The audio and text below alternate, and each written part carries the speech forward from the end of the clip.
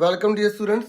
Class 11 का economics का morning shift वाले बच्चों का पेपर हुआ था, तो इस वीडियो में पूरा पेपर मैं यहाँ पे समझाने जा रहा हूँ ब्रीफली। ध्यान से आप समझ लेना, काफी इसमें आपको हेल्प मिल जाएगी। जो बच्चे इवनिंग वाले मॉर्निंग वाले अपने आंसर मैच कर सकते हैं, ठीक है।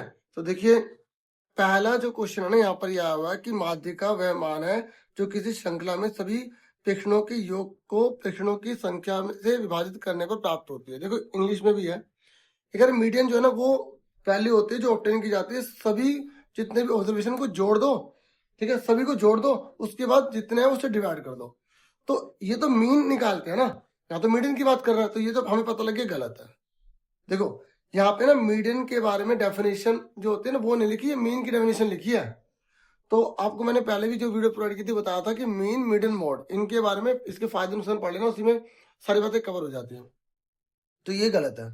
ये कह रहे माध्यिका एक श्रृंखला को ठीक दो बराबर भागों में बांटती है, जिससे आधे प्रेक्षण माध्यिका से कम हो जाते हैं और बाकी आधे ज्यादा हो जाते हैं। देखो कैसे, देखो जैसे कोई नंबर ऐसे दिए होते हैं ना, ऐसे नंबर दे रखे हैं, तो आपको इसे असेंडिंग ऑर्डर में लिखना होगा। तो कैसे लिखेंगे? 3 3 8 9 लिखोगे। तो जैसे एक नंबर और ले लेते हैं अभी, क्योंकि ओड नंबर में ले लेते हैं, ठीक है। तो ये ले लिया हमने। तो आप देखो, अगर ये मीडियन है तो मीडियन से इधर वाले नंबर इससे कम है और इधर वाले नंबर इससे बड़े है ना, तो ये बिल्कुल सही बात लिखी है मीडियन के रिगार्डिंग, ठीक है।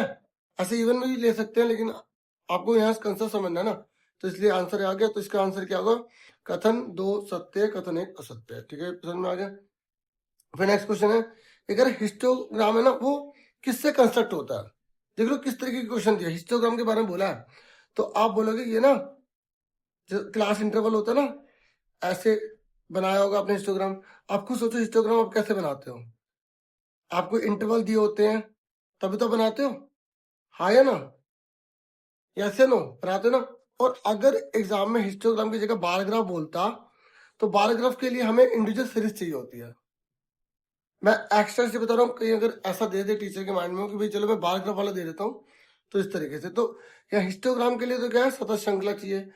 अब बच्चों को अगर इस इंटरवल का नाम नहीं पता होगा ना, 0 से 40, 40 से 80 को क्या बोलते हैं सतत श्रृंखला, तो फिर प्रॉब्लम हो सकती है। समझ में आ गई? देखो मैं आपको बता दूं इंडिविजुअल सीरीज किसे कहते हैं। जो अकेले अकेले डाटा होते हैं ना, ये इंडिविजुअल सीरीज कहलाते हैं, ठीक है। और डिस्क्रीट पता किसे कहते हैं? जैसे 4 3 8 10 है, 4 कितनी बार है? 2 बार, 3 कितनी बार है? 5 बार, 8 कितनी बार है? 3 बार, 10 कितनी बार है? 4 बार। मान लो एग्जाम्पल है, तो ये एक्स है, ये वाई है। 4 2 बार है, 3 5 बार है, 8 3 बार है, 10 4 बार है। इसे डिस्क्रीट सीरीज कहते हैं। और कंडेंस का मतलब होता है जैसे 0 से 40 या 0 से 20 या 20 से 40, जो भी हो, 40 से 80, 80 से 120, ये 8 है, 2 है, 4 है, तो ये कंडेंस सीरीज कहलाते हैं, ठीक है। तो जो हिस्टोग्राम होता है वो कंडेंस सीरीज से बनता है। तो यहाँ पे थर्ड क्वेश्चन में एक बहुलक को त्वरण की मदद से ग्राफिक रूप से पता लगाया जा सकता है, तो ये गलत है। जो मोड होता है ना, मोड, वो हम किससे पता लगाते हैं? हिस्टोग्राम से पता लगाते हैं। ये मैंने आपको बताया था, ये इस पॉइंट को इसको मिलाओगे तो हिस्टोग्राम आपका निकल जाएगा, ओ मोड निकल जाएगा। तो यहाँ पे समझ लो कि मोड को ओजाइफ से बनाते हैं। पता ओजाइफ से क्या निकालते हैं? ओजाइफ से मीडियन निकाली जाती है, मीडियन। तो ये तो गलत हो गया, क्योंकि यहाँ पे मोड को बोल रहे हैं ओजाइफ से, तो आप बोलोगे ये चीज जो है गलत है। इधर बहुलक आमतौर पर श्रृंखला में सबसे अधिक बार आने वाला मान को संदर्भित करता है, बताता है। देखो ये कह रहे मोड वो होता है जो सबसे ज्यादा बार आया हो, जैसे नंबर है, तो इसमें सबसे ज्यादा बार कौन है? 4 है ना, तो 4 मोड कहलाएगा। ये बिल्कुल सच लिखा है, तो ये फॉल्स है, ये ट्रू है, तो इसलिए आंसर कौन सा आ जाएगा यहाँ पे? ये आ गया डी। क्लियर हो गया? तो ऐसे कोई नए क्वेश्चन बन जाएंगे तो मैं आसपास की चीज थोड़ा समझा रहा हूँ। देखो इधर, ठीक है, ये अभी आंसर को मैं इसको बता देता हूँ आपको, सुन लो। तो अगर 8 प्रेक्षणों का अंगणितीय माध्य 7 है, अगर अर्थमेटिक मीन जो है ना 8 जनों का 7 है। देखो हम मीन कैसे निकालते हैं? सम ऑफ ऑब्जर्वेशन अपॉन में जितना ऑब्जर्वेशन है उसको डिवाइड कर देते तो मीन निकल जाता है ना। अब हमें यहाँ पर इसने मीन 7 दे दिया, ये मीन हमें आंसर क्या दे दिया? 7। और हमें बता रहा है कि ये 8 जने हैं। कितने जने हैं? 8। तो इनका टोटल कितना होगा? इसको उधर ले जाएंगे, तो 8 से 56, तो सम ऑब्जर्वेशन कितना आ गया? 56 आ गया। अब वो कह रहे एक नंबर और ऐड कर दो, तो 56 में जब हम 16 ऐड कर देंगे तो 72 आएगा। अब 72 जब हमने एक नंबर नया लिया तो अब ऑब्जर्वेशन कितना होगा 9, तो 9 से भाग करेंगे तो 9 72, तो इसलिए आंसर ही गलत दे रखा है यहाँ पे। अब आप अटेम्प्ट करके आओगे ना, आपको नंबर मिल जाएंगे इसका। ठीक है, जो बच्चे अगर देख रहे हैं आंसर वाले मैच करने के लिए, उनकी बात कर रहा हूँ। तो 5वें नंबर पे कह रहे हैं आप बताओ यहाँ पर इनमें से क्या मतलब मैचिंग है। तो अगर आपको एक भी अच्छे से पता होगा ना, आप बता दोगे। जैसे प्राइमरी डाटा ओरिजिनल डाटा होता है, आया ना। ठीक है, देखो ऑफिशियल आंसर की भी यहाँ पे अवेलेबल है, आप ये भी देख सकते हो। ठीक है, तो यहाँ पर जैसे मिसप्रिंटिंग हुई तो आप टीचर से कॉन्टेक्ट करके बोल देना कि ये गलत है। ठीक है, तो अब ये देखो, ये प्राथमिक नंबर का क्या ओरिजिनल डाटा है। जितने आंकड़े कौन से होते हैं, अब जैसे आपको एक पता लग गया तो इससे पता लग गया आपको ये आंसर है। अब आप देखो, और इसमें तो था नहीं तीसरा, है ना, तो इससे पता लग जाएगा। अगर किसी एक के बारे में आपको अच्छे से पता है ना, तो बाकी सारे कर लोगे। जैसे लॉटरी मेथड में क्या होता है, रैंडम सैम्पलिंग होती है, क्योंकि लॉटरी में सभी के आने के बराबर चांस होते हैं।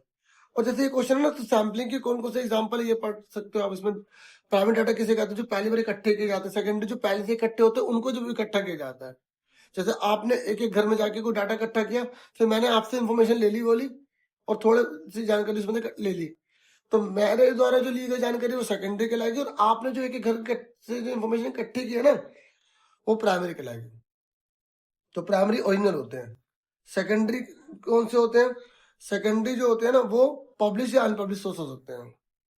मतलब जो किसी ने पब्लिश कर दिया या नहीं किया, उससे हम किसी डाटा को जब लेते हैं ना, तो वो सेकेंडरी होते हैं। प्रकाशित भी हो सकता है, अप्रकाशित भी हो सकता है।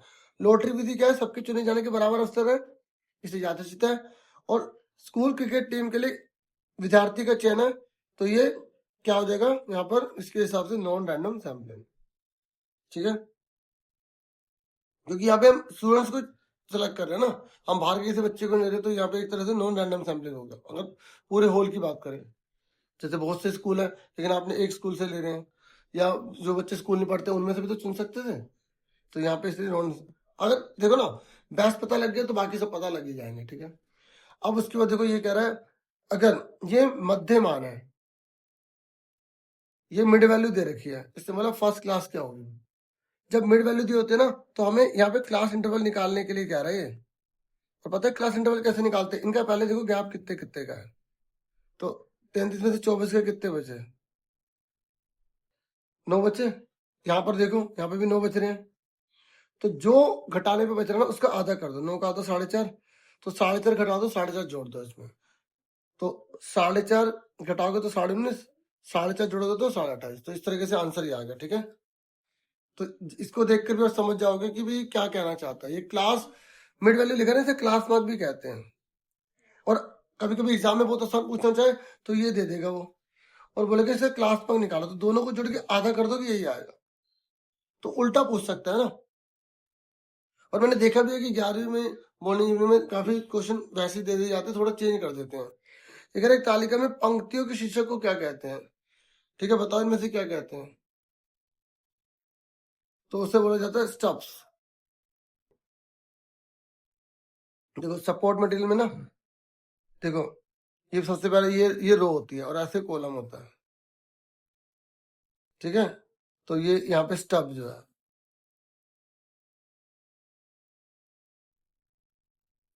देखो यहाँ लिखा है स्टफ रो हेडिंग, कैप्शन कॉलम हेडिंग। ये मैं इसलिए थोड़ा एक्स्ट्रा बता रहा हूँ कि आसपास की अगर चीजें कर लोगे तो फायदा हो जाए ना। या ये पूछ ले कि भाई टेबल में क्या क्या चीजें आती है, 3 4 याद कर लो। ठीक है, और जैसे ये क्वेश्चन मैंने देखा ना कि जब टेबल वाला आता है तो ये आ रहा था कि एक अच्छा क्वेश्चन किसे कहते हैं, ये एक अच्छी टेबल किसे कहते हैं। क्वेश्चन क्वेश्चन लाइन से होने चाहिए, वो आपने पढ़ी रखा होगा। ठीक है, क्वेश्चन सिंपल होने चाहिए। तो इसके आसपास का चीजें ये देता है, जैसे ये देता है कि जो टैबलर होता है ना, जैसे हम टेबल बना रहे हैं तो इसके फायदे क्या है, तो ये आप बता दो कि सिंपल होनी चाहिए, या सिंपल होती है, समझने में आसान होती है, इकोनॉमिकल होती है, इजी टू अंडरस्टैंड होती है। ऐसे बना बना के आप लिख देना। अब देखो यहाँ पर क्या बोल रहा है, ये कह रहा है कि सहसंबंध गुणांक मापने की एक विधि बताइए। ठीक है, तो यहाँ पर हो गया ये बच्चों, ये ना शीर्षक में हिंदी में बता दूं, ये शीर्षक के लिए होता है। तो ये जो होता है ना, जो उपशीर्षक होता है, ये होता है कॉलम के लिए, इसे हिंदी में बोलते हैं स्तंभ। ठीक है, अब ये देखो, ये कहता है सहसंबंध गुणांक किससे निकाला जाता है। देखो ये तीनों के तीनों इंडेक्स नंबर के हैं, तो यही तो है। दो है ना, कार्ल पियर्सन है और स्पीयरमैन है, तो दोनों में से कोई एक दे दिया यहाँ पे, सहसंबंध गुणांक को पहचानना था। ठीक है, इसके फॉर्मूले वाला क्वेश्चन भी हर साल आते ही आता है, तो ये कार्ल पियर्सन का छापने के लिए बोला था। ठीक है, तो इसका आंसर क्या सी। ठीक है, समझ में आ गया ना। ये जो होते हैं ना, ये मैं दोबारा बता दूं, ये जो होते हैं इंडेक्स नंबर होते हैं, ये तीनों इंडेक्स नंबर इससे निकाला जाता है, और ये जो होता है कोफिशिएंट निकाला जाता है इससे। ठीक है, तो ये पूछ रहा था कि कोफिशिएंट किससे निकाला जाएगा इसमें से। फिर देखो यहाँ पे नेक्स्ट है, सहसंबंध के बारे में निम्नलिखित में से कौन सा कथन सही लिखा है। मतलब जो हम कोलेशन निकालते हैं ना, तो कोलेशन की फीचर आपने पढ़ी होगी, आपने पढ़ा होगा जो कोलेशन है वो -1 से लेकर 1 तक वैल्यू होती है इसकी, यानी कि 0 भी होगी, लेकिन यहाँ पर लिख दिया इसने कि 0 से 1 तक होते हैं, तो पहले गलत हो गया। ये कह रहा है कि कोफिशिएंट की जो वैल्यू होती है ना वो कभी नेगेटिव नहीं होती, ये भी गलत हो गया।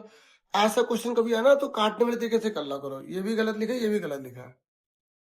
ठीक है, और ये कह रहा है जो हाइट और जो वेट है ना वो नेगेटिव कोरिलेशन है। अरे खुद सोचो, नॉर्मली क्या होता है, जैसे कोई चीज की हाइट बढ़ रही है तो उसका वेट भी तो नॉर्मली बढ़ेगा, हाँ है ना। तो ये है, हम किसी डिसीज से उसकी बात नहीं कर रहे, नॉर्मल जनरल बात कर रहे हैं, तो ये इन्हें बोला नेगेटिव है तो गलत हो गया ना। पॉजिटिव का मतलब अगर एक बढ़ रहा है दूसरा बढ़ रहा है, एक घट रहा है दूसरा बढ़ रहा है, तब भी पॉजिटिव है, ये याद रखना। ठीक है, एक बढ़े दूसरा घटे तब नेगेटिव है, अपोजिट हो गया ना। अब ये इसका मतलब ये सही होगा। ये कह रहा था coefficient of correlation is independent of the change of origin and change of scale, ये बिल्कुल ठीक है, ओरिजिन और स्केल से इंडिपेंडेंट होता है। ठीक है, ये आप याद रखना। तो डी हो गया। अब आ जाओ 10 नंबर पर, ये कह रहे यदि मूल्य सूचकांक का मान 150 है, कितना दे रखा है 150, तो औसत कीमत के बारे में आप बताइए कौन सी बात सही होगी। देखो यहाँ पर ना ये प्राइस इंडेक्स की वैल्यू दे रखा है, देखिए नॉर्मली है 150 है ना, तो नॉर्मली जो रेंज है वो 100 ली जाती है, तो आप सीधा 50 100 में से घटा दोगे तब भी आप निकाल लोगे। ठीक है, तो इसका आंसर जो है वो ये आ जाएगा, क्योंकि बड़ा हुआ है ना प्लस में है ना, तो सीधा आप लिख दोगे 50% जो है ये आंसर हो जाएगा। ठीक है, बाकी एक बार और उसके और भी क्वेश्चन है वो पढ़ लेना, ऑफिशियल आंसर की में भी सारे यही आंसर है। ठीक है, फिर देखो 11वें नंबर पे क्या कह रहा है, ये कह रहा है एक शोधकर्ता विश्वविद्यालय में छात्रों के अध्ययन संबंधी आदतों पर सोशल मीडिया के प्रभाव का अध्ययन करना चाहता है। ठीक है, बच्चों पे क्या इफेक्ट पड़ रहा है ना सोशल मीडिया का। ठीक है, ये कह रहा है शोधकर्ता प्रश्नावली का उपयोग करके 100 छात्रों से डाटा मतलब डेटा जो है एकत्र कर रहा है। इस अध्ययन में जनसंख्या बताओ। एक रिसर्चर है, इंग्लिश में पढ़ लेते हैं ना। देखो ये क्या कर रहा है, एक रिसर्चर है वो स्टडी कर रहा है सोशल मीडिया पर, सोशल मीडिया का क्या इफेक्ट पड़ता है बच्चों की स्टडी की हैबिट पे।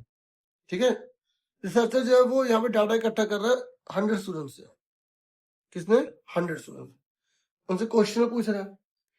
अब आपसे पूछ रहा है कि ये जो पॉपुलेशन का जो साइल है, ये what is the population and the sample in the study. तो ये कह रहा है कि इस अध्ययन में पॉपुलेशन बतानी कितनी है और सैंपल कितनी है स्टडी में, और आइडेंटिफाई करना टाइप ऑफ द डाटा, जो डाटा को कलेक्ट कर रहे हैं ना उसका टाइप कौन सा है इसमें। ठीक है, अब बताओ डाटा के कौन कौन से टाइप होते हैं और फिर उसके आपको फायदे बताने हैं यहाँ पे। ठीक है, एक बार क्वेश्चन आराम से देख लो यहाँ पे। तो देखिए अब बच्चे तो बहुत सारे हैं, लेकिन यहाँ पे सिर्फ 100 बच्चे लिए। ठीक है, ये मत सोचना कि 100 बहुत ज्यादा है, अरे पूरे उसके मुकाबले में 100 कम ही है। तो यहाँ पर फैमिली मेथड इसने यूज किया, पर यहाँ पे एक एक बच्चे से खुद स्टडी की जा रही है, तो यहाँ पे डाटा की बात कर रहे हैं ना, तो ये प्राइमरी डाटा होगा, क्योंकि एक एक बच्चे से खुद स्टडी की जा रही है। तो आप और प्राइमरी डाटा के आपको इसके फायदे बता देंगे सर। ठीक है, तो यहाँ पे आप थोड़ा सा इसकी स्टडी कर सकते हैं, यहाँ पे हिंदी में मेंशन किया गया, बाकी मैंने आपको समझा दिया। आपको मेन क्या बताना था कि और कितनी पॉपुलेशन है 100 बच्चों की है, देखा हुआ था क्वेश्चन में 100 बच्चे हैं। ठीक है, प्राइमरी यहाँ पे सैंपलिंग का यूज किया गया और प्राइमरी डाटा है, और ये इसके फायदे क्या होते हैं प्राइमरी डाटा के बताओ, बोलो कि रिलायबल होते हैं। ठीक है, और इसका फायदा यह है कि इसमें इंफॉर्मेशन बिल्कुल एग्जैक्ट मिलती है, और जो हम ऑब्जेक्टिव के अकॉर्डिंग होती है, जो हम चाहते हैं वही इंफॉर्मेशन में मिल जाएगी। ठीक है, नुकसान पूछता है तो बोल देना इसमें कॉस्टली वो तो टाइम कंज्यूमिंग होती है। ठीक है बच्चों, तो ये सही है, हिंदी में दे रखा है और इंग्लिश में थोड़ा बता देंगे ना। तो अब देखो और वाला अगर ये नहीं करना तो ये कैसे करना था। देखो अगर एक सरकारी कंपनी देश में बेरोजगारी दर का अनुमान लगाना चाहती है, एजेंसी स्तरीकृत प्रदेश विधि का उपयोग करके 1000 परिवारों के प्रदेश से डाटा एकत्र करती है। स्तरित प्रदेश विधि का उपयोग करके प्रदेश चुनने की प्रक्रिया को स्पष्ट कीजिए। अब आपसे पता है क्या पूछ रहा है, ये पूछ रहा है स्तरित प्रदेश विधि क्या होती है, और इसके बारे में आपको बताना, इसके फायदे बताने हैं आपको। देखो जो सैम्पलिंग मेथड होते हैं ना उसके बहुत सारे टाइप होते हैं, ठीक है। तो उसी में से एक टाइप होता है स्ट्रेटिफाइड। तो आपसे ना यहाँ पे स्ट्रेटिफाइड, ये तो थोड़ा सा हिंट तो एक आइडिया के लिए आपसे जानना चाहते हैं कि स्ट्रेटिफाइड सैम्पलिंग क्या होती है। बता सकते हो स्ट्रेटिफाइड सैम्पलिंग क्या है और इसके दो एडवांटेज क्या है? देखिए स्ट्रेटिफाइड का मतलब होता है जब हम ना, जैसे 1000 लोगों का हमें सर्वे करना ना, है ना, तो यहाँ पर स्ट्रेटिफाइड का मतलब होता है अलग अलग ग्रुप्स बना देते हैं, फिर उनमें से फिर चुनते हैं। तो यहाँ पर अब यहाँ पे इसने बोला है कि इसमें आप क्या करोगे। अब 1000 परिवार है, बेरोजगारी के बारे में हमें यहाँ पे डाटा इकट्ठा करना, तो हम बोलेंगे जैसे इनकम के बेस पर, एजुकेशन के बेस पर, ठीक है, मेल या फीमेल है उसके बेस पर हम पहले डिवाइड कर लेंगे, फिर उसकी स्टडी कर लेंगे। तो यहाँ पर भी आप देखो मेंशन किया हुआ है। अब इसके आप फायदे बता सकते हो। इसके फायदे क्या होगा कि हमें ज्यादा से ज्यादा सब जो अलग अलग कैटेगरी के लोग हैं ना उनको इन्वॉल्व कर पाएंगे। देखो स्ट्रेटिफाइड समझ में आएगा क्या होता है। ऐसे अब बाकी जो सैम्पलिंग के टाइप है ना वो भी पढ़ लेना, जैसे नॉन रैंडम सैम्पलिंग में क्या होता है, कोटा वगैरह, कन्वीनियंस वाला, ठीक है, ये सारा एक बार इन्हें देख लेना, ठीक है। तो कोटा में क्या होता है, जैसे कुछ लोगों के लिए ना रिजर्व कर दिया जाता है। मैंने बोला कि जैसे 10 हमें सेलेक्ट करना, तो 3 मैंने बोला कि वुमेन ही जाएंगी, तो ये कोटा हो गया।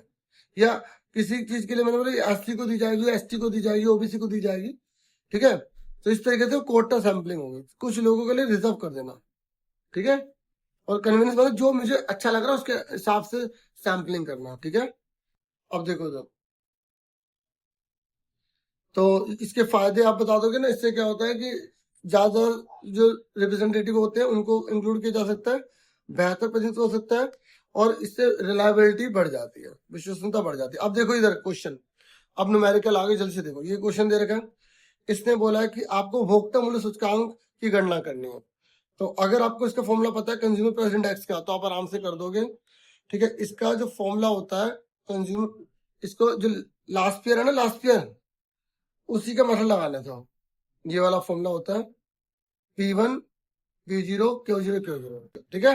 अब इस बार इन्होंने लास्ट ईयर ना बोल के सीपीआई बोल दिया। तो अब पता है, देखो अगर आपको फॉर्मूला पता है ना तो आराम से आप कर लोगे, ध्यान से कर लो, ठीक है। लास्ट ईयर 500%, तीनों का अच्छे से कर लेना,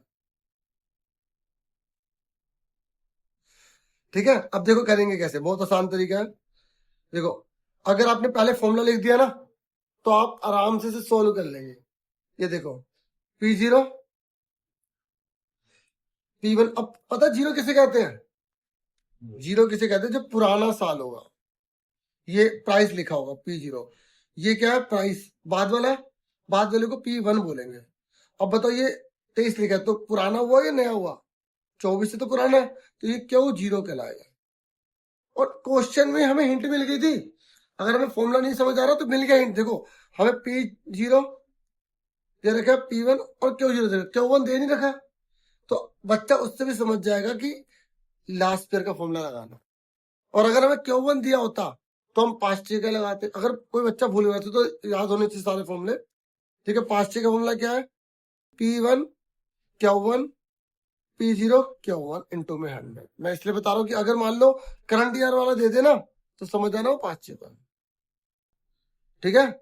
और अगर दोनों दे रहा है तो वो आपसे हो सकता है फिशर का पूछ रहा है, फिशर में दोनों का यूज किया जाता है, P1 Q0 अपॉन में P1, सॉरी P0, यहाँ पे Q0, उसके और multiply P1 Q1 P0 Q1। देखो लिखने का, याद करने का तरीका क्या है, 10 लिखा, 00 10 11, फिर इसे रूट में लगा देंगे, ठीक है। ये आपको याद रखना है, ठीक है। मैं इसलिए बता रहा हूँ क्योंकि बहुत बार पुराने पेपर में देखोगे मिलेगा क्वेश्चन, तो इस बार सीपीआई के रूप में दिया, ठीक है। या कभी कभी वेटेड वाला दे देता है, वेटेड जिसमें डब्ल्यू निकालना पड़ता है।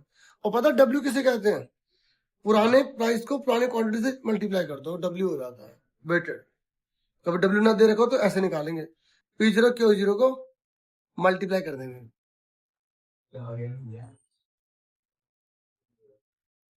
ठीक है। ये देखो अब ये P0 लिखा, ये P1, ये Q0, ठीक है। अब P1 Q0 देखो, जो क्वेश्चन बोला है, क्वेश्चन बोला है P1 Q0, P1 Q0, इन दोनों को मल्टीप्लाई कर दो, कर दिया। और यहाँ क्या लिखा है, P0 Q0 फॉर्मूले में लिखा है ना, तो P0 क्यों 0 मल्टीप्लाई कर दो और ये नंबर आ गए।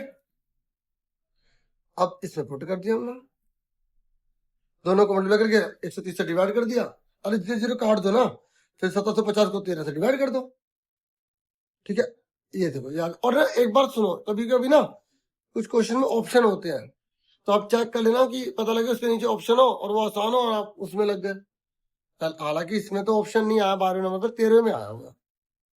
देखो 13वें क्वेश्चन में क्या बोला है, यहाँ पे आपको माध्यिका निकालना, मीडियन निकालना, जो आपने 10th क्लास में बहुत बार किया होगा, बहुत प्रैक्टिस की होगी मीडियन निकालने की। ठीक है, तो मीडियन कैसे निकालते हैं, इसके लिए CF चाहिए होता है। ये देखो पहले नंबर लिख लो 0 से 10। ठीक है, 0 से 10, 10 से 20, 20 से 30, 30 से 40, 40 से 50 लिख लिया। लिख दिया, उसके बाद ये नंबर लिख दिया, या तो लिख देते हो ना आप सब। ठीक है, ये देखो ये सारे यहीं से उतारा है। उसके बाद CF कैसे निकालते हैं, 4 का 4 लिखा, 4 में 12 जोड़े 16, 16 में 15 जोड़े 31, 31 में 8 जोड़े 39, 39 में 7 जोड़े 46। सबको आता रहे, एक एक करके जोड़ना होता है। CF सबसे पहले कोई भी क्वेश्चन है ना, पहले फॉर्मूला लिखा करो, क्योंकि जो बच्चा पहले फॉर्मूला लिख लेता है उसे पता होता है करना क्या। जैसे अभी हमने CPI में करा था, तो मीडियन आते ही पहले फॉर्मूला लिख लो। क्या होता है formula, L plus N upon में 2 माइनस CF अपॉन में F इंटू में H। अगर ये फॉर्मूला लिख लिया तो आपको खुद पता लग जाएगा निकालना क्या है। CF निकाल लिया।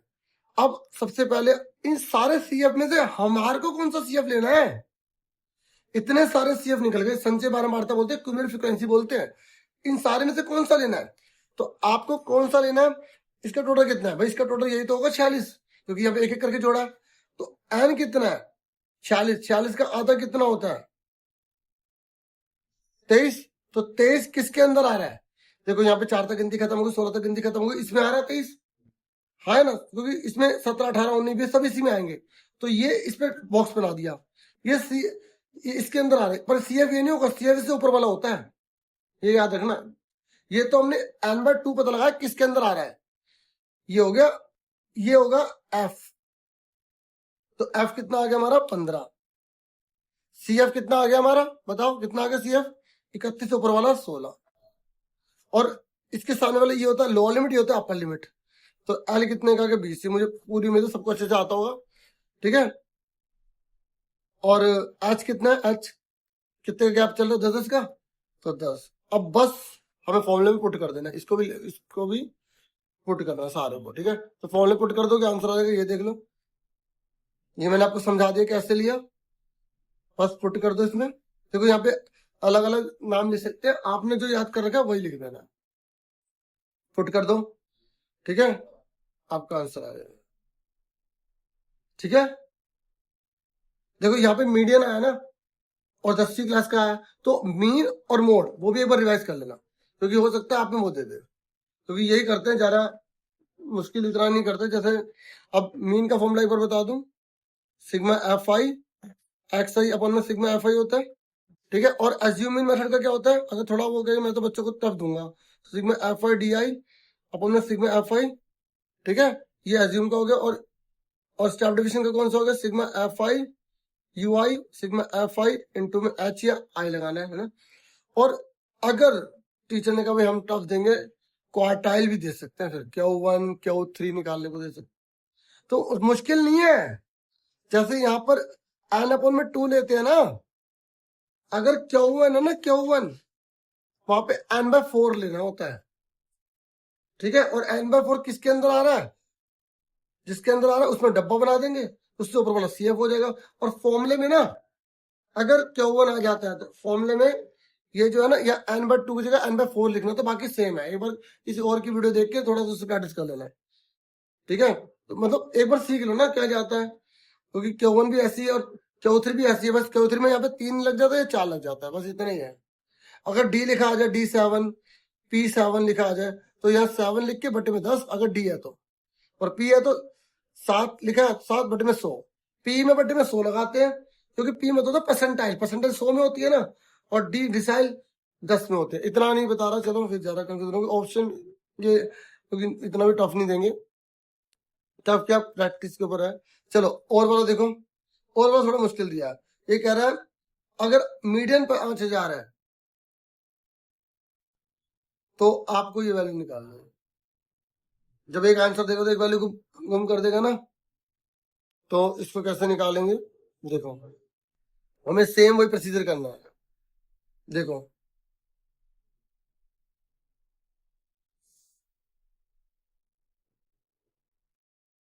इन्होंने आंसर की, मैं इसे सॉल्व नहीं करा, ठीक है, तो मैं इसको सॉल्व करके दिखा देता हूँ फटाफट, ठीक है, याद देखना। 0 से 2000, 2000 से 4000, 4000 से 6000, 6000 से 8000, 8000 से 10,000, ठीक है। यहाँ पर 5 लिखा है, ठीक है। देखो ये 5 यहाँ पे कुछ नहीं लिखा ना, तो इसको x मान लो, 11 मिनट नहीं लूंगा, ठीक है। 15 और 10 और यहाँ 5 है, ठीक है। ये होता है f, ठीक है। तो CF तो निकालने पड़ेगा फिर भी। 5 का 5 लिखेंगे, 5 प्लस x लिखेंगे, और 15 5 20 प्लस x, 20 और 10 कितना होगा? 30 प्लस x, 30 और 5 35। देखो इसका टोटल नहीं देगा, टोटल देगा तो हम टोटल इसमें से घटा के नहीं निकाल लेंगे। एक ही चीज गायब करिए ना, तो एक ही चीज देगा। और एक ही चीज क्या दे रखी है? मीडियम दे रखी है। और मीडियम कितनी दे रखी है हमें? 5000 दे रखे हैं। अब याद रख लो, जब आंसर दिया होता है ना, तो आंसर किसके अंदर आ रहा है? इसके अंदर आ रहा है ना।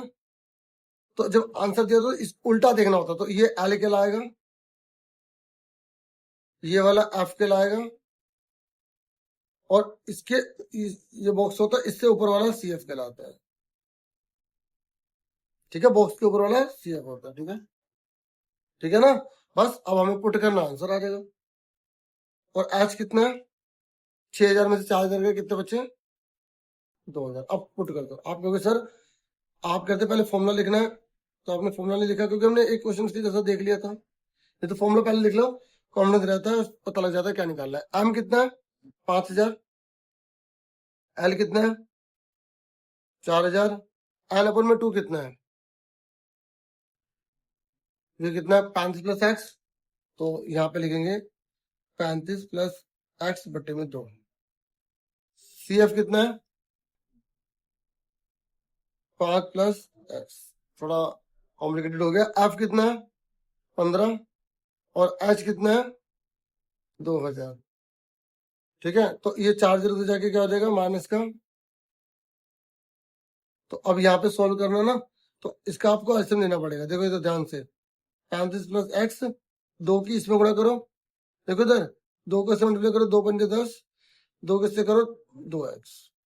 देखो बाहर माइनस है ना, दोनों के साइन चेंज हो गए। अपॉन में क्या है? 2, और ये 15 इसके साथ मल्टीप्लाई में हो जाएगा, और मल्टीप्लाई में क्या चल रहा है? 2000। देखो हमने कितना आसान करा, इस 4000 को उधर लेके माइनस कर दिया। 5 में 4000 कितने बचे? 1000। और अब ये 2000 मल्टीप्लाई में ना इधर ले जाएंगे, इसको डिवाइड कर देंगे। इधर 35 में 10 के कितने बचे? 25। 2 में से एक्स गया, माइनस का एक्स, नीचे का 15 दूनी 30,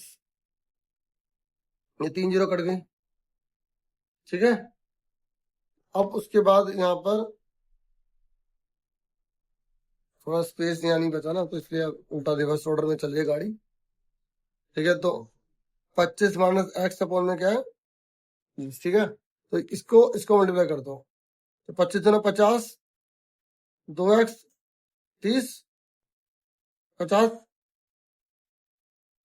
माइनस के जगह प्लस हो गया, तो कितने बचे? 20।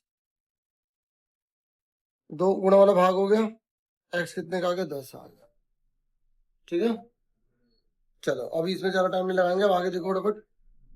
ये देखो 14 क्वेश्चन कैसा है, ये कह रहा है इसमें ना आपको सारणीबद्ध रूप में प्रस्तुत करना है। इसको आपको टेबल बना के दिखानी थी। देखो ये क्वेश्चन ना पुराने पेपर में बहुत बार रिपीट हो चुका है।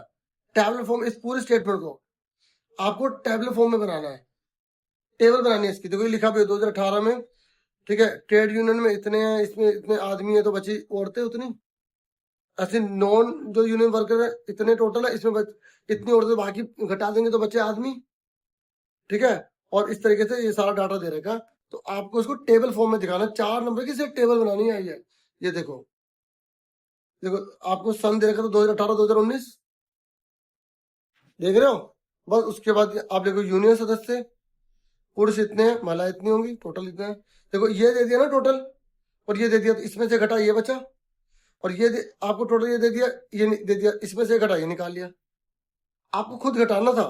और फिर उसके बाद ऐसे 2019 का भी डाटा दे दिया, तो ये दिया ये दिया, तो इसमें से घटाओ ये बचेगा, ये दिया ये दिया, तो इसमें से ये घटाओ ये बचेगा, बस घटा के खुद लिखना था। खुद सोचो ना, पुरुष और महिला को जोड़ोगे तो कुल आएगा ना। इस तरीके से बस टेबल बन गई, आई समझ? टेबल बनानी थी बस इसमें। तो देखो टेबल अगर बनाने को आ जाए तो बच्चों को मजा आ जाए। वैसे पता है, मैंने देखा है कि पुराने पेपर्स में जब टेबल आया ना किसी में, तो दूसरे बच्चे में हिस्टोग्राम या बार ग्राफ एडजस्टेड वाला या जो सब डिवाइडेड वाला होता है ना, वो आ जाता है, ठीक है, या मल्टीपल वाला। देखो एग्जाम में आता है सब डिवाइडेड किसे कहते हैं, मल्टीपल किसे कहते हैं। ये होता है सब डिवाइडेड बार ग्राफ, सब डिवाइडेड बार ग्राफ, हिंदी बोलते हैं उपविभाजित दंडलेख। और ये वाला पता है क्या होता है, जब चिपक चिपक के ऐसे इकट्ठे इकट्ठे दो बन रहे हैं, इसे बोलते हैं मल्टीपल बार ग्राफ, ठीक है, बहुदंड आलेख, बहुदंड आलेख, ठीक है। तो अब ये देखो ये बोल रहा है दंड आलेख और हिस्टोग्राम में अंतर बताना है। देखो बार ग्राफ और हिस्टोग्राम में अंतर पूछ रहा है आपसे, तो आप इसकी थ्योरी देख लो बस खाली। देखो अगर इस बच्चों को जैसे कोई क्वेश्चन नहीं आ रहा, उसके अगर ग्राफ वगैरह पता, तो अगर वो बना के आ रहा है तब भी नंबर मिलेंगे उससे, ठीक है। समय बोलना एक कंडेंस में बन सकता है, ये सिर्फ इंडिविजुअल में बनता है, एक डिफरेंस ये हो गया। उसके ये देखो ये कितना आसान है, कह रहा है तोरण बनाओ इसका। देखो ये इस बार देखो बिल्कुल मतलब जो क्वेश्चन पहले आते थे ना उससे अलग दिया है। वैसे है तो आसान, ये आपने पढ़ा होगा 10th में, ओजाई बनाना है इसको। नहीं ये टॉपिक डिलीट था, दृष्टि में कट गया था। और ये मोर देन बनाना, पता मोर देन कैसे बनाया जाता है, मैं आपको बताता हूँ। देखो जब भी मोर देन बोलेगा ना, मैं आपको दोनों बताता हूँ, मोर देन लेस देन दोनों, क्योंकि अगर आ गया तो फायदा हो जाए। देखो यहाँ पे से अधिक बोला है, तो जब मोर देन बोलेगा तो आपको पहले नंबर को लेना है, और लेस देन बोलेगा तो दूसरे को लेना है, ठीक है। याद रख लोगे, एक याद रख लो, दूसरा उसका उल्टा होता है, दोनों याद रखोगे भूल जाओगे। तो आप क्या लिखोगे, मोर देन 0, फिर लिखोगे मोर देन, फिर अगला कौन सा है 10। आपको सर ये तो इन्होंने दोनों ले लिए। शुरुआत की बात कर रहा हूँ, शुरुआत कहां से होगी, अगर मोर देन है तो 0 से शुरुआत होगी, लेस देन है तो 10 से शुरुआत होगी। कहते हैं ना शुरुआत कर अब तू, है ना। तो more than 20, more than 30, more than 40, बस इतना ही लेंगे, क्योंकि हमने शुरुआत 0 से करी थी। 0, 10, 20, 30, 40, इसको नहीं लेंगे। तो मोर देन जब आ जाता है ना, तो आपको पहले इसका टोटल करना पड़ता है। टोटल कितना आ रहा है इसका, 92 आ रहा है, तो 92 पहले देखो, मोर देन में ना 92 पहले लिख देते, टोटल पहले लिख देते हैं। अब एक एक करके घटाते रहो, एक एक करके घटाते रहो। 92 है, 92 में से 5 के कितने बचे, 84, 84 में से 24 के कितने बचे, 60, ठीक है ना। अब फिर कितने घटाने हमें, 30 घटाने हैं, तो 30 घटाओ कितने बचे 30, और फिर हमें घटाना 16, तो कितने बचे 14, ठीक है। आगे अब ये हमने तैयार कर लिया, अब बनाएंगे इस तरीके से। देखो थोड़ा छोटा कर देता हूं इसको, देखो इधर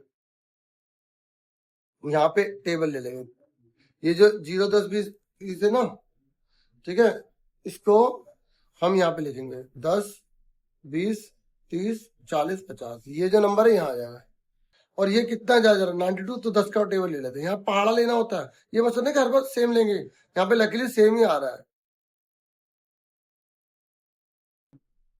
ठीक है। थोड़ा नीचे गैप करके बनाना है, आपको लग रहा है ना, देखो इसके अंदर है ना, मतलब गलत सा हो रहा है। अब देखो 0 से 0 पे 92 है, 0 पे 92, तो यहाँ पर पॉइंट डाल देंगे, ठीक है। और 10 पे 84, 10 पे 84, तो 80 थोड़ा ऊपर आ गया।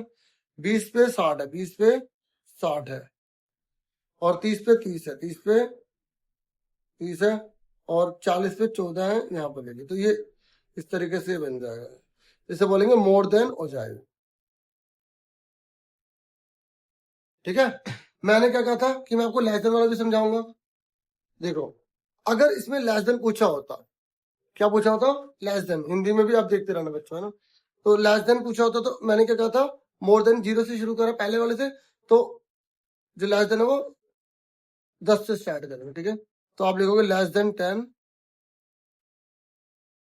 फिर less than 20, less than 30, less than 40, less than 50। देखो 50 तक क्यों ले रहे हैं बताओ, क्योंकि हमने यहां से स्टार्ट करा है ना, ठीक है। अब लेस देन में देखो, मोर देन में क्या होता है, पहले टोटल लेते हैं, मोर देन पहले टोटल लेते हैं, लेकिन लेस देन में पहले टोटल नहीं लेते। लेस देन बिल्कुल CF की तरह होता है। कैसे?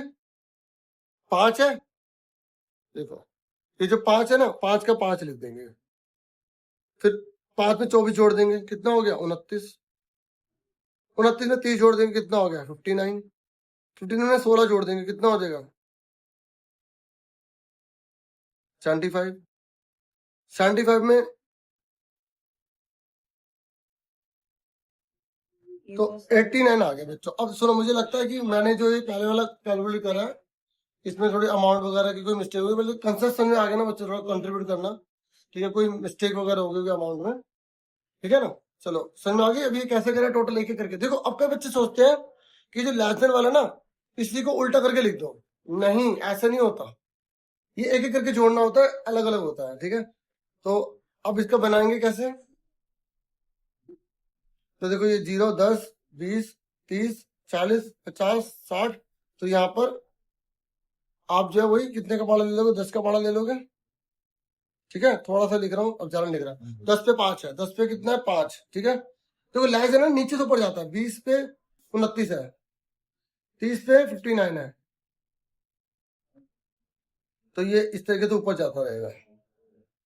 देखो लेस देन वाला नीचे से ऊपर जाता है और मोर देन वाला ऊपर से नीचे जाता है। और कभी कभी पता क्या करेगा, देखो कभी कभी ना इसी में ना आपसे मीडियन पूछ लेगा कि मीडियन निकालो, तो आपको क्या करना है, जितना नंबर है, जैसे इसका नंबर टोटल जितना आया था, यहाँ पर कितना दे रखा था ना, 89 है ना, 89, तो 89 का आधा करके ना, 89 का जो जैसे 90 के आसपास है, तो उसके अलावा 45, तो 40, ये बिल्कुल ऐसे सीध में जाओगे और बिल्कुल नीचे की तरफ जाओगे, वो आंसर हो जाएगा। क्योंकि पता है कभी कभी क्या होता है, MCQ में ना यूं बना के दे देगा और वो बोलेगा कि मीडियन कितना होगा, तो बच्चों को बस ये लाइन डाल के वहां पे जो वैल्यू लिखी होगी ना, वो आंसर लिखना होता है, ठीक है। कभी कभी आ जाता है, तो MCQ में आता है। देखो यहाँ पे लेसन दिया होता, पूछा था, ठीक है। चलो आगे सुनो। उसके बाद जो है नेक्स्ट क्वेश्चन है यहाँ पर, ये कह रहा है उदाहरण की सहायता से धनात्मक और ऋणात्मक संबंध में अंतर बताइए। देखो पॉजिटिव किसे कहते हैं, जब एक बढ़ रहे दूसरा बढ़े और एक घटे दूसरा घटे, ठीक है, वो पॉजिटिव होता है, ठीक है। तो 15 का यहाँ इन्होंने 92 यहाँ पे भी मेंशन किया था। चलो अब 16 में देखो, यहाँ पर ये है, ठीक है। पॉजिटिव और नेगेटिव कोरिलेशन पूछ रहा था, जब एक बढ़े दूसरा बढ़े, एक घटे दूसरा घटे, तो वो होता है पॉजिटिव। और नेगेटिव का मतलब होता है जब एक बढ़े दूसरा घट रहा है। तो इसने बोला एग्जाम्पल दो। अब एग्जाम्पल दे, जैसे स्पीड और टाइम में ले लो, अगर स्पीड बढ़ाओगे तो टाइम कम लगेगा पहुंचने में कहीं, है ना, स्पीड धीरे करोगे तो टाइम ज्यादा लगेगा। ऐसे आप एग्जाम्पल दे सकते हो किसका, नेगेटिव का। पॉजिटिव का कैसे दोगे, ज्यादा पैसे आओगे तो ज्यादा अमीर बनोगे। चलो ठीक है। अब देखो ये क्वेश्चन देखो क्या है, यहाँ पर भी एग्जाम्पल दे रखे, इसको भी पढ़ सकते हो आप। ये देखो, अगर एक कंपनी के दो डिपार्टमेंट है, ए और बी। देखो ये क्वेश्चन है कंबाइंड मीन वाला है, कंबाइंड मीन। तो पता है इसमें कैसे करते हैं, देखो एक कंपनी है, ऐसे ना मैच में भी आ रहे थे क्वेश्चन कि दो मैच, ये एक मैच हुआ है, इसमें दो टीमों ने खेला, एक इंडिया ने ऑस्ट्रेलिया ने, इंडिया ने इतने रन मारे, ऑस्ट्रेलिया ने इतने रन मारे, तो उसका एवरेज निकालो। तो आपको पता है कि दोनों में जो मेंबर है वो 11-11 है। ऐसे इस क्वेश्चन में बोला है कि ए और बी विद एवरेज 40,000 है, 70,000 है, और डिपार्टमेंट में ए में कितने हैं 100 एम्प्लॉय और डिपार्टमेंट बी में है 50 एम्प्लॉय। तो इसका कंबाइंड एवरेज सैलरी निकालनी है आपको। तो ये कंबाइंड मीन होता है। कभी कभी इसकी जगह याद रहता है कि 40 की जगह हमने 45 जोड़ दिया किसी अथमेटिक मीन को निकालने के लिए, तो उसको ठीक करो, ठीक है। वो वाला भी आ जाता है क्वेश्चन। अब यहाँ पे तो बहुत सिंपल था, मतलब पहले जो डिपार्टमेंट ए है ना, उसका एवरेज उसके लोगों की संख्या से मल्टीप्लाई कर दोगे, दूसरा डिपार्टमेंट है उसके लोगों की संख्या से मल्टीप्लाई कर दोगे, दोनों को जोड़ दोगे, जितने सदस्यों की संख्या है उसको जोड़ के डिवाइड कर दोगे, आंसर आ जाएगा। मतलब कहने का ये था इस क्वेश्चन में, जो ए है ना, ए को इसके कितने एम्प्लॉय है इससे मल्टीप्लाई करना है, और बी को ये है इसमें कितने एम्प्लॉय है इससे, तो इसको मल्टीप्लाई करा, इसको मल्टीप्लाई करा, दोनों को जोड़ा, और टोटल मेंबर कितने होगा 150। तो 150 से डिवाइड कर, जितने मेंबर होंगे उससे डिवाइड कर देंगे, ठीक है। उसके बाद देखो यहाँ पर क्वेश्चन है काल पेयरसन से आया, देखो ये आने आना कंपल्सरी क्वेश्चन होते हैं, या तो काल पेयरसन का आएगा या स्पीयरमैन का आएगा। तो मुझे पूरी उम्मीद है काल पेयरसन का आपने प्रैक्टिस कर ली होगी, ठीक है। तो यहाँ पे अब आप इसको देख लो कैसे किया गया है। देखो यहाँ पर डायरेक्ट मेथड यूज किया गया काल पेयरसन का।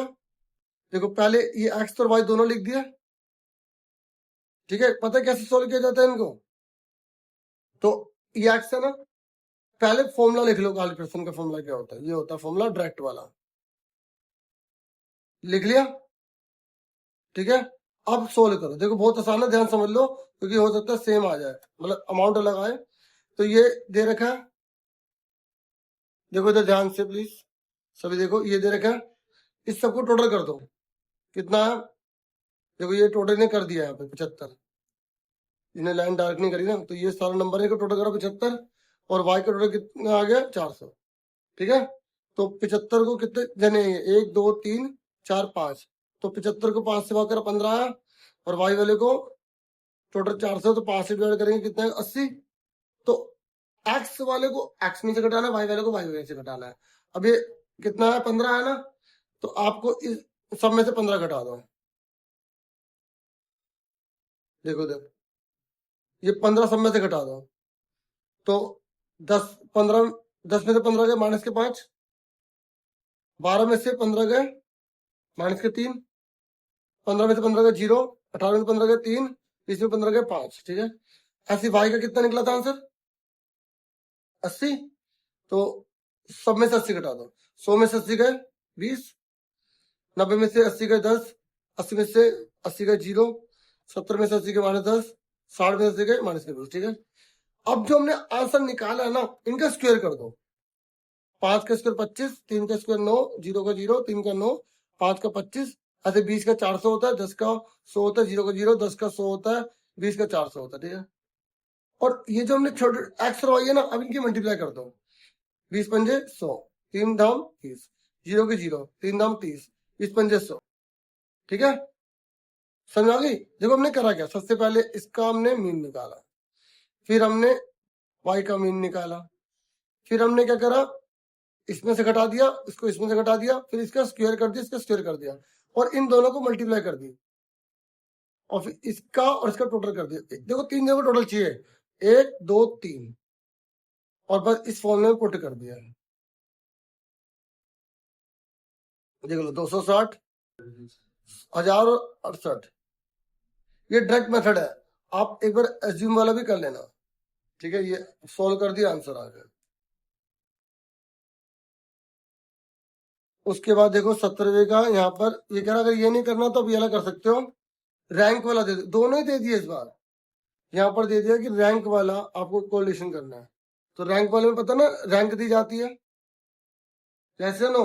देखो रैंक वाला बहुत आसान है बच्चों, इससे ज्यादा आसान है रैंक वाला। ये सारे नंबर दे रखे हैं, पहले इसको हमने ऐसे उतार दिया, 15 17 14, ये उतार दिया नंबर, देखो ध्यान से देखो उतार दिया, और देखो ये हमने एक्स को उतार दिया, और फिर वाई को उतार दिया।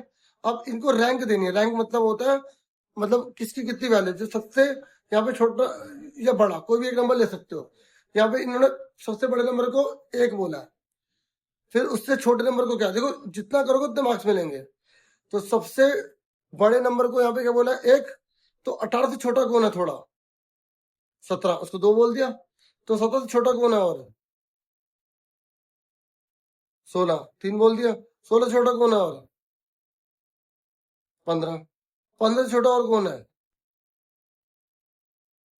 तो इस तरीके से 14 है, ठीक है। तो उसको 5 दे दिया, फिर 13 को 6 दे दिया, 12 को 7 दे दिया, 11 को 8 दे दिया, ठीक है। और यहाँ पे 10 को 9 और 9 को 10 बोल दिया। समझ में आ गई रैंक कैसे दी, जितना बड़ा नंबर है उसको 1, उससे छोटे वाले को 2, इस तरीके से। और ऐसी जैसे हमने एक्स की रैंक बनाई है ना, ऐसी वाई की रैंक बनाएंगे। तो सबसे बड़ा नंबर 15 है, तो इसको 1, 15 छोटा कौन है, तो 5 छोटा कौन है 12, 2, ये मतलब नहीं लाइन में होंगे 12 2 आगे, इस तरीके से रैंक कर ली आगे। अब आपको इन दोनों को घटा देना है। देखो डी निकालने के लिए ना, डी निकालने के लिए रैंक 1 में से रैंक 2 को घटा देना है, क्योंकि ये कंपल्सरी क्वेश्चन है, कहीं पर रिपीट है, हर साल मैं देख रहा हूँ क्वेश्चन दे रहे हैं। R1 में से R2 घटा दो, 4 में से 1 गया 3, 2 में से 2 गया 0, 5 में से 8 गया -3, 6 में से 1 गया 0, ये घटा के लिख दिया।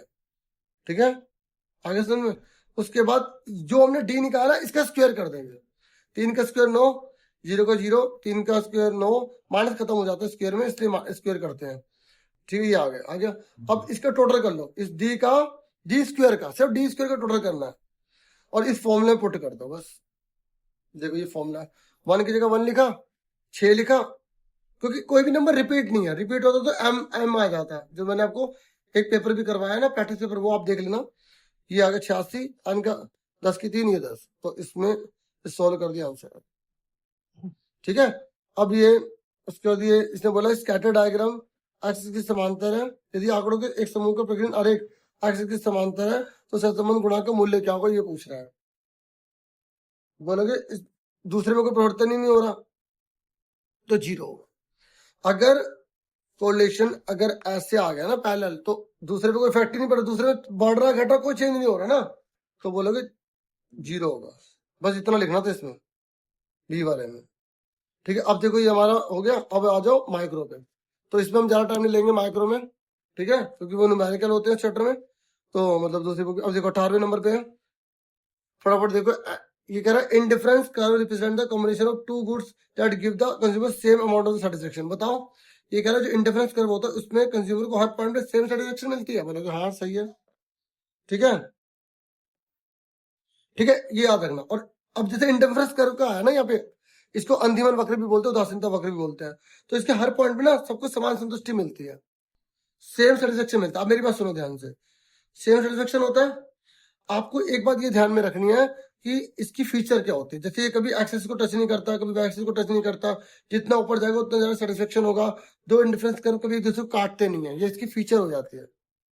अब ये कह रहा है दूसरे पॉइंट पर, ये कह रहा है कि बजट रेखा दो वस्तुओं के उन बिंदुओं को दिखाती है जो उपभोक्ता अपनी आय को पूरी तरह से आंशिक रूप से खर्च करने के कर सकता है। नहीं, बजट लाइन पता क्या होती है, उसने दो वस्तुओं को कितना खर्च किया उसको दिखाती है बजट लाइन। तो इसलिए 18वें का ए हो जाएगा, क्योंकि ये ट्रू है और ये फॉल्स स्टेटमेंट सेकंड। देखो बजट लाइन समझ क्या होती है, बजट लाइन के बारे में पता है क्या होता है। बजट लाइन क्या होती है, जैसे एक व्यक्ति है, वो दो वस्तुओं पे कितना रुपए खर्च कर रहा है। जैसे 200 रुपए है उसके पास, तो 200 रुपए में दोनों वस्तु कितने कितने आएंगी। और पता है उसका इक्विलिब्रियम क्या होगा, इक्विलिब्रियम अगर इंडिफरेंस कर्व वाला पूछ ले तो बोलोगे जहां बजट लाइन और इंडिफरेंस कर्व टच करता है वहां पे इक्विलिब्रियम हो जाता है, संतुलन बिंदु हो जाता है। संबंध वाला क्वेश्चन आ जाता है, संबंध वाले सारे पढ़ लेना। अब देखो 19 है, ये कह रहा है देखो मांग की कीमत -2 है, वस्तु की कीमत 10 रुपए से बढ़कर 12 रुपए हो जाती है, तो वस्तु की मांग की मात्रा में प्रतिशत कितना होगा। देखो ये न्यूमेरिकल वाला क्वेश्चन है, ठीक है। तो यहाँ पर आपको बहुत आसान तरीके से मैं करवा देता हूँ, ठीक है, आप देख लो इसको।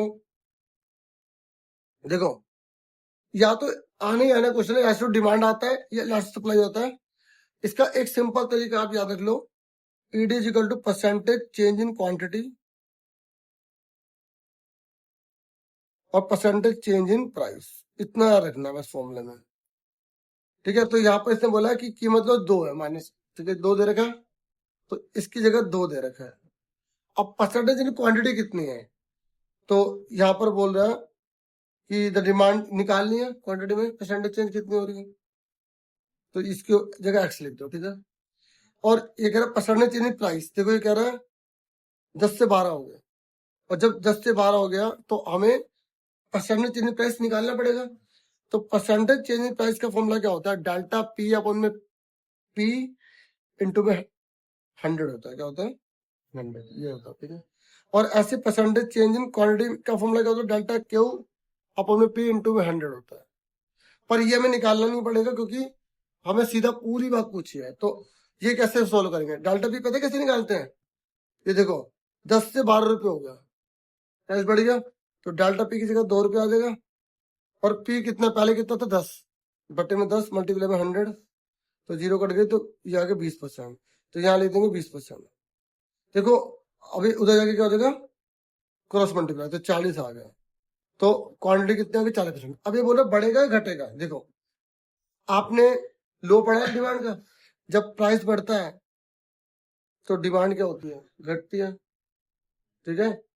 जब प्राइस बढ़ता है डिमांड घटती है ना, और वैसे ही यहाँ पे 2 दे रखा, तो ये आंसर आ गया 40 और गिरावट, मतलब डिक्रीज हो जाएगी, यानी कि डी आंसर आ गया। ठीक है, ये कह रहा है भारत सरकार द्वारा शुरू किए गए स्वच्छ भारत मिशन। देखो भारत सरकार ने स्वच्छ भारत मिशन यूज किया है, अब इससे स्वास्थ्य सेवा सुधर रही है, तो बताओ पीपीसी कर पे क्या इफेक्ट पड़ेगा।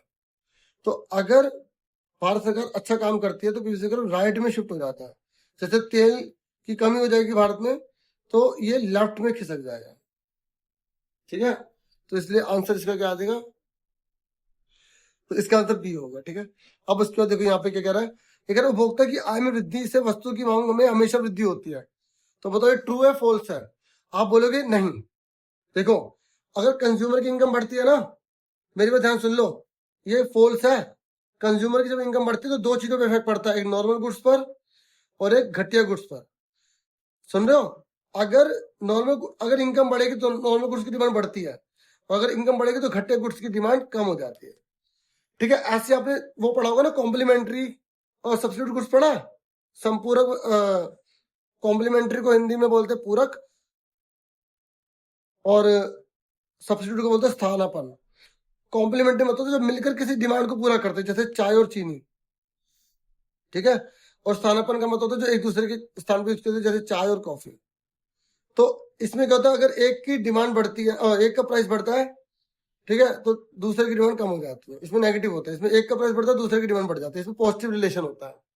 ये आपको याद रखना। ठीक है, क्योंकि कई बार ये चीज पूछ लेता है। अच्छा नीचे दिया भी था कि पूरे वस्तु वे होती है जिनका उपयोग एक दूसरे के बिना नहीं किया जा सकता। बिल्कुल ठीक। देखो कॉम्प्लीमेंट्री गुड्स वो होते हैं जो मिलकर किसी जरूरत को पूरा करते हैं। देखो चाय है और चीनी नहीं है, तो हम ये मान के नॉर्मल पर्सन सबके लिए बात नहीं कर रहे, नॉर्मल जो पर्सन उनके लिए बात कर रहे हैं। तो ये चाय चीनी के बिना अधूरी है। ठीक है, तो इस तरीके से कॉम्प्लीमेंट्री गुड्स ये ट्रू है, ये फॉल्स है। तो इसका आंसर क्या आ जाएगा, बी आ जाएगा। ठीक है, तो इसके बाद देखो 22 क्वेश्चन है। तो ये कह रहा है यहाँ पर ध्यान से देखिए, ये कह रहा है बताओ प्रॉफिट सबसे ज्यादा कब होगा। बताओ प्रॉफिट कब होगा सबसे ज्यादा, पिक्चर में देख के बोलोगे प्रॉफिट यहाँ पर होगा सबसे ज्यादा, क्योंकि एक जो व्यक्ति है ना वो प्रोडक्शन करता रहेगा, जब उसकी एमसी जब उसकी मार्जिनल कॉस्टिंग निकलेगी ना, तो फिर वो बंद कर देगा, क्योंकि अगर ये ज्यादा होने लगेगी तो इतना नुकसान बढ़ता रहेगा। तो इसलिए यहाँ पे नहीं होगा, क्योंकि यहाँ से उसको और फायदा हो रहा है।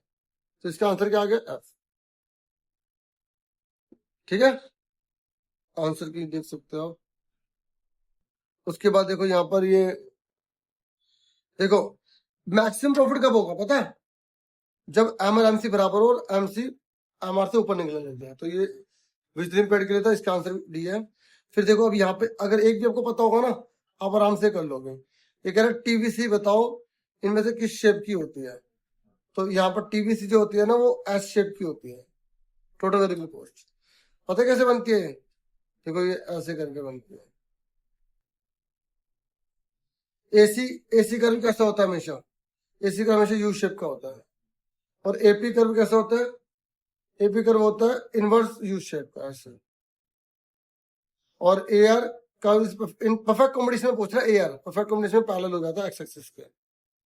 पता है परफेक्ट कॉम्बिनेशन किसे कहते हैं, जब खरीदने वाले बहुत सारे होते हैं, बेचने वाले बहुत सारे होते हैं, जहां पे फर्म प्राइस टेकर होती है, प्राइस जो मार्केट डिसाइड करती है उस प्राइस को ही फर्म स्वीकार करती है। मतलब इंडस्ट्री जो प्राइस तय करती है ना उसको ही फर्म प्राइस रिसीव करते हैं, वही प्राइस सब एक रेट पे बेचते हैं। मतलब परफेक्ट कॉम्पिटिशन में इसमें पूरा नॉलेज होता है, पूरा ज्ञान होता है। इसका आंसर ए हो जाएगा। फिर देखो ये कह रहा है अधिकतम मूल्य सीमा प्राइस सीलिंग तभी प्रभावी होगी जब इसे संतुलन मूल्य से ऊपर निर्धारित किया जाएगा। बताओ क्या प्राइस सीलिंग जो होती है वो ऊपर डिसाइड की जाती है। बताओ जहां पर डिमांड और सप्लाई काटते हैं तो प्राइस सीलिंग ऊपर की होती है क्या, नीचे की होती है ना, ये फॉल्स है। ठीक है, अब एक याद रख लो प्राइस सीलिंग, देखो एक होता है प्राइस सीलिंग और दूसरी होती है फ्लोर वाली। ठीक है, तो प्राइस सीलिंग नीचे की तरफ होती है। देखिए जो प्राइस सीलिंग होती है ना वो नीचे की तरफ होती है, और यहाँ पर लिखा हुआ है कि जो प्राइस सीलिंग है वो ऊपर की तरफ है। तो प्राइस सीलिंग जो होती है ना वो आम जो जनता होती है ना उसके लिए होती है। जैसे व्यक्ति है उसे सस्ते रेट पे गेहूं मिल सके, चावल मिल सके, एमआरपी सुना है ना आपने, तो इसलिए प्राइस सीलिंग नीचे की तरफ होती है। यहाँ पे इन्होंने ऊपर की तरफ लिख दिया, तो इसका मतलब क्या है, ये गलत दे रखा है। कथन जो एक है ना, स्टेटमेंट एक, वो गलत है। फिर नेक्स्ट बोल रहा है कि जो प्राइस सेलिंग होते हैं ना प्रोड्यूसर के वेलफेयर के लिए होते हैं, ये तो गलत है। हम तो जानते हैं कि आम जनमानस के लिए होती है। तो दोनों बातें गलत लिखी है। इससे आंसर क्या हो जाएगा? डी हो जाएगा। ठीक है। उसके बाद ठीक है, उसके बाद ये कह रहे हैं ऐसे बाजार में जहां फर्म को अधिक बिक्री करने के लिए कीमत कम करनी पड़ती है, तो बताओ वो कौन सा होता है? देखो, अगर ज्यादा बिक्री करनी है ना तो ये मोनोपोली में पाया जाता है। ठीक है, तो यहाँ पर इन बता रहे हैं इनमें से कौन सी चीज सही होगी। तो ये ए आर का downward sloping from left to right. ठीक है, और ये जो है M R is zero when when T R is maximum, तो इसके हिसाब से यहाँ पर डी आंसर है। ठीक है, तो अब बाकी के आप ये देख लो जो है। ठीक है, मैं इतना ही आपको समझा पा रहा हूँ। ठीक है, तो इसका है ये आंसर है। और यहाँ पर ये कह रहा है, ये पढ़ देता हूँ चलो। एक क्रेता वस्तु एक्स की 10 इकाइयां उसकी कीमत की परवाह किए बिना बेचने को तैयार है। देख रहे हो, कीमत की कोई परवाह नहीं है। तो वस्तु एक्स के लिए उसकी आपूर्ति वक्त का आकार कैसा होगा? देखो इस तरीके से घुमा के पूछा है। जो आपने अलग अलग इलास्टिसिटी वाले पढ़े हैं ना, यहाँ पर क्या बोल रहा है? वो 10 रुपये बेच रहा है लेकिन प्राइस को नहीं देख रहा। तो इसका मतलब पता है क्या? वो ऐसे है। और ऐसे मतलब किसके पहले? वो एक्सिस। तो यहाँ पर ई एस क्या होगा? जीरो के इक्वल होगा। इलास्टिसिटी सप्लाई जीरो के बराबर। देखो अलग अलग होते हैं शेप्स। अगर एक्सिस से पहले होता तो ई एस की वैल्यू इन्फिनिटी हो जाती है। ये पूर्ण लोचदार होता है, ये परफेक्ट इलास्टिक होता है, ये परफेक्ट इन इलास्टिक होता है, पूर्णतः बेलोचदार होता है। तो इस हिसाब से ये पैरेलल टू बाई एक्सिस हो जाएगा। ठीक है, अब बाकी इस तरह ये क्वेश्चन है, आप देख लो। ये रिलेशन वाला क्वेश्चन हर बार रिपीट होता है, और ये क्वेश्चन आप देख सकते हो आप। ठीक है, इतना ही है अब इसी वीडियो में। ठीक है, और ये कुछ वीडियो थोड़ा बहुत ही आपके लिए हेल्पफुल हुई हो। ठीक है, ये क्वेश्चन है और इसके आंसर भी मैं यहाँ पे दिखा रहा हूँ। ठीक है, ये आप पढ़ो एक लैंग्वेज में यहाँ पे। ठीक है, पीपीसी कर्व के बारे में दे रखा है, सीमांत लागत औसत लागत में रिलेशन दे रखा है।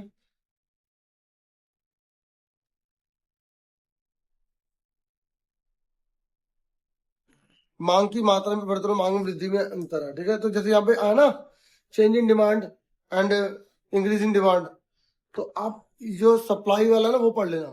सप्लाई वाला जो चेंज इन सप्लाई है, क्वांटिटी सप्लाइड है। ठीक है, लोड डिमांड पढ़ लेना, और लोड डिमेंशन मांगे भी पढ़ लेना। ठीक है, और जो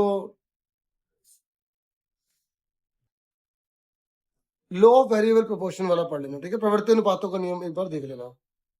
ठीक है, तो ये सारे आंसर्स हैं।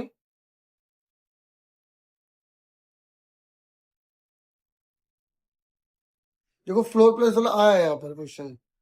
ये लिखा, जिस पर सरकार द्वारा किसी वस्तु या सेवा को कानून से बेचा जा सकता है, या आमतौर पर संदिग्ध कीमत से अधिक निर्धारित की जाती है।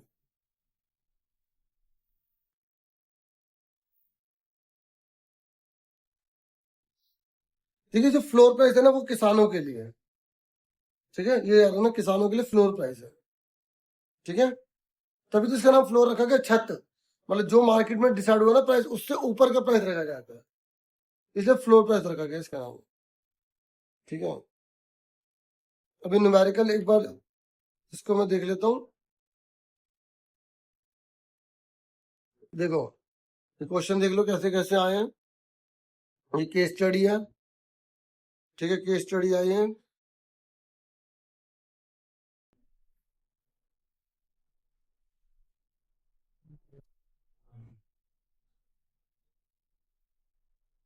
यहाँ पे ऐसे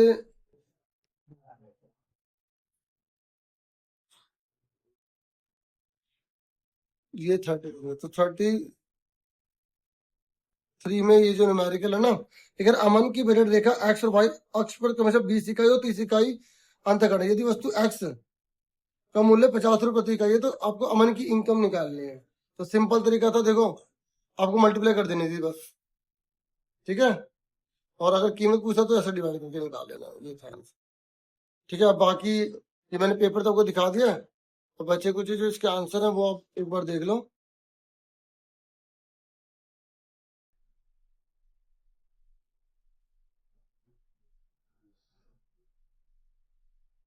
तो डियर इतना ही था वीडियो में।